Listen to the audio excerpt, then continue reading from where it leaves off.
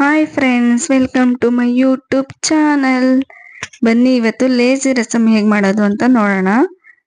ಬೇಕಾಗಿರೋ ಇಂಗ್ರೀಡಿಯೆಂಟ್ಸ್ ನೋಡಿ: ಈರುಳ್ಳಿ, ಕೊತ್ತಂಬರಿ ಸೊಪ್ಪು, ಕರಿಬೇವು, ಒಂದು ಎರಡರಿಂದ ಮೂರು ಹಸಿಮೆಣಸಿನ್ಕಾಯಿ ಕಟ್ ಮಾಡಿ ಇಟ್ಕೊಳ್ಳಿ. ಒಂದು ಬೌಲಲ್ಲಿ ಹುಣಸೆ ಹಣ್ಣನ್ನು ನೆನೆಸಿ ಇಟ್ಟಿದ್ದೀನಿ ನಾನು. ಅದಕ್ಕೆ ಒಂದು ಸ್ವಲ್ಪ ಈರುಳ್ಳಿ, ಹಸಿಮೆಣಸಿನ್ಕಾಯಿ, ಕೊತ್ತಂಬರಿ ಮತ್ತೆ ಕರಿಬೇವು ಹಾಕಬೇಕು. ಇದಕ್ಕೆ ಏನು ಕಾಯಿಸಂಗಿಲ್ಲ, ಏನು ಕಾಯಿ ತುರಿ ಇನ್ನೊಂದು ಮತ್ತೊಂದು ಏನಿಲ್ಲ. 5 ನಿಮಿಷದಲ್ಲಿ ಆಗೋಗ್ಬಿಡುತ್ತೆ ನೋಡಿ. ಇಷ್ಟ ಹಾಕಿ ಇದಕ್ಕೆ ಒಂದು ಸ್ವಲ್ಪ ನಾವು ಕರ್ಬೇವಿನ ಸೊಪ್ಪು ಹಸಿದು ಹಾಕೋದ್ರಿಂದ ರುಚಿ ಚೆನ್ನಾಗಿ ಬರುತ್ತೆ.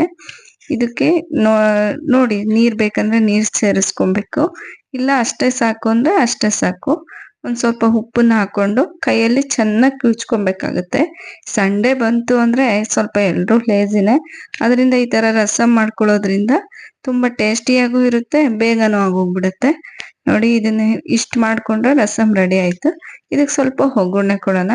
ಸ್ಟವ್ ಆನ್ ಮಾಡ್ಕೊಂಡು ಒಗ್ಗರಣೆ ಬಟ್ಲಿಟ್ಕೊಂಡು ಒಂದ್ 2 ಸ್ಪೂನ್ ಎಣ್ಣೆ ಹಾಕೊಂಡಿದೀನಿ.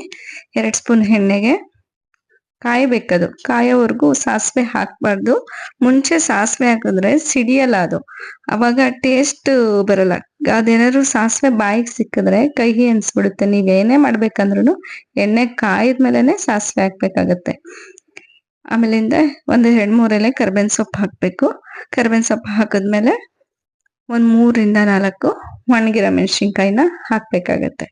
ಒಣಗಿರೋ ಮೆಣಸಿನ್ಕಾಯಿ ಹಾಕಿ ಒಂದೆರಡು ಸಲ ಮಿಕ್ಸ್ ಮಾಡ್ಕೊಂಡು ಇದನ್ನ ಏನ್ ಮಾಡ್ಬೇಕಾಗತ್ತೆ, ನಾವು ಮಾಡಿಟ್ಕೊಂಡಿರೋ ರಸಮ್ಗೆ ಹಾಕಿ ಇನ್ನೊಂದ್ಸರಿ ಕೈಯಲ್ಲಿ ಚೆನ್ನಾಗಿ ಮಿಕ್ಸ್ ಕೊಡ್ಬೇಕಾಗತ್ತೆ.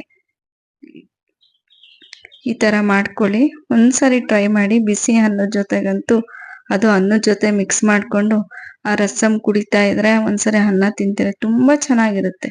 ಒಂದ್ಸಲ ಟ್ರೈ ಮಾಡಿ ನೋಡಿ. 5 ಮಿನಿಟ್ಸ್ ಅಷ್ಟೇ ಬೇಕಾಗದು ಇದಕ್ಕೆ. ತುಂಬಾ ಮನೆಯವರು ಎಲ್ರು ಇಷ್ಟಪಟ್ಟು ತಿಂತಾರೆ. ಅದು ಹಂಗ ಅನ್ಸೋದೇ ಇಲ್ಲ, ಏನು ಕಾಯಿಸಿಲ್ಲ ಅನ್ನೋ ತರನೇ ಇಲ್ಲ.